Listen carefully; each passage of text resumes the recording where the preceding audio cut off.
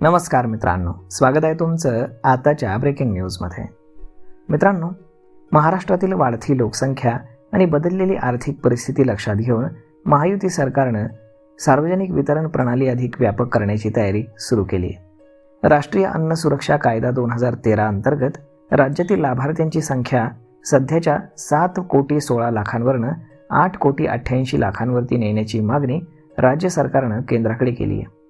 याबरोबरच केशरी ration card लाभार्थ्यांसाठी वार्षिक उत्पन्नाची मर्यादा सुमारे 2 लाख रुपये करण्याचाही विचार सुरू आहे. यामुळे लाखो नव्या कुटुंबांना स्वस्त धान्याचा लाभ मिळण्याचा मार्ग मोकळा होणार आहे. 1 फेब्रुवारी 2014 पासून महाराष्ट्रामध्ये राष्ट्रीय अन्न सुरक्षा कायद्याची अंमलबजावणी सुरू करण्यात आली. त्यावेळी राज्याची लोकसंख्या सुमारे 11 कोटी होती आणि गेल्या काही वर्षात ती वाढून 14 कोटींवरती पोहोचली. मात्र लाभार्थ्यांची संख्या अजूनही जुन्याच निकषांवरती कायम आहे. त्यामुळे वाढलेल्या लोकसंख्येनुसार लाभार्थ्यांची मर्यादा वाढवण्यासाठी मागणी जी आहे तर ती केंद्र सरकारकडे करण्यात आली आहे.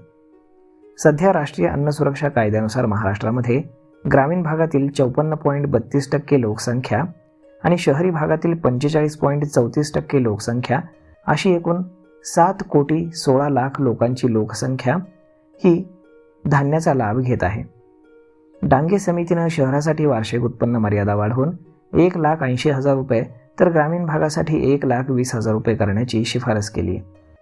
मात्र सरकारकडनं सुमारे 2 लाख रुपयांपर्यंतचं एक समान उत्पन्न ही मर्यादा निश्चित करण्याचा पर्याय विचाराधीन असून तो मंजुरीसाठी राज्य मंत्रिमंडळासमोर ठेवला जाऊ शकतो, अशी माहिती सूत्रांकडनं मिळाली.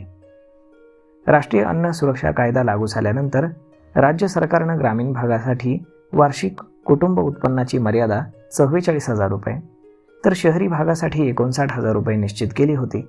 मात्र हे निकष कालबाह्य ठरत असल्याचं सरकारचं मत आहे. त्यासाठी रेशनिंग नियंत्रक आणि नागरी पुरवठा संचालक चंद्रकांत डांगे यांच्या अध्यक्षतेखाली एक समिती नेमण्यात आली.